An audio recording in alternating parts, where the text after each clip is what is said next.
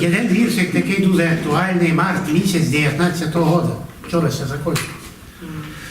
Зима підходить під кінцьові, як много хто на світі йде, не буде снігу на дворцьові, не й на вулиці нігде. Вже косички на краю керта, цвітуть, забувши зимній сон, і моя мачка і ракета летить на сонце схилі вон.